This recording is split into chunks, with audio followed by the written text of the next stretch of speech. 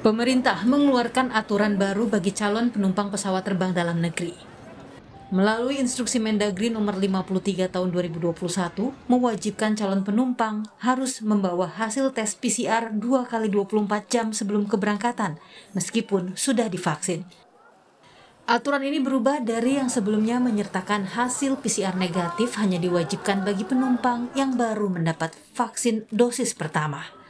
Dalam program Sapa Indonesia Pagi akhir pekan hari ini, Heri Trianto, Kabid Komunikasi Publik Satgas COVID-19 mengatakan, aturan ini terjadi sesuai dengan diperbolehkannya kapasitas penumpang pesawat hingga 100%. Maksud dalam Mendagri nomor 53 maupun surat edaran nomor 21 ya, tentang syarat PCR bagi pelaku perjalanan melalui moda udara khususnya yang ke Jawa dan Bali. Jadi mereka di level berapapun daerahnya masing-masing atau tujuannya masing-masing itu diwajibkan untuk tes PCR ya 2 kali 24 jam.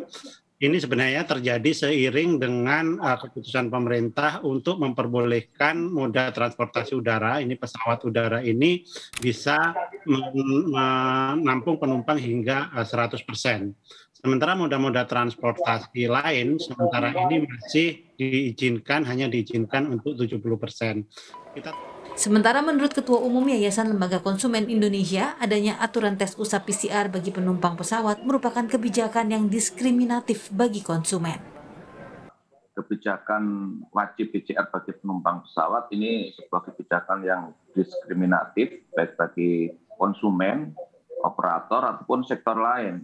Kenapa? Bagi konsumen tentu ini pertama sangat berat dan infrastruktur terhadap PCR di berbagai daerah itu juga sangat terbatas. Dalam minggu ini saya misalnya banyak beberapa daerah itu sangat sulit untuk mendapatkan PCR yang tepat waktu ya karena kalau pemerintah menerapkan harga HET 495.000 itu jadinya 1 kali 24 jam. Nah itu sangat susah bagi penumpang pesawat yang sensitif waktu. Akhirnya apa?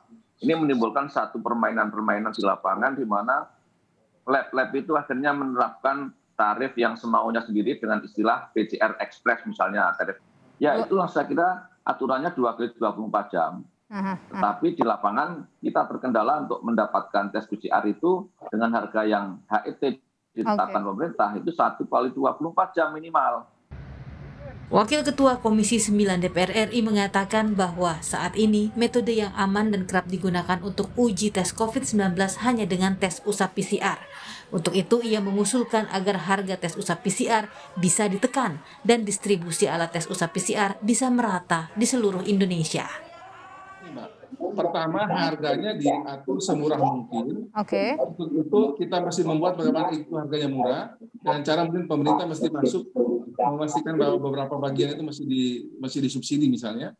Yang kedua membuat ada kecepatan dari hasil uji ini. Jangan orang minta 6 jam itu kemudian mesti bayar tambah mahal lagi. Yang ketiga soal menyangkut keadilan. Jadi alat-alat swab PCR ini masih dipastikan terdistribusi merata di seluruh tanah air, terutama di daerah-daerah yang menjadi titik dari hub dari titik orang akan bergerak di berbagai daerah. Baik.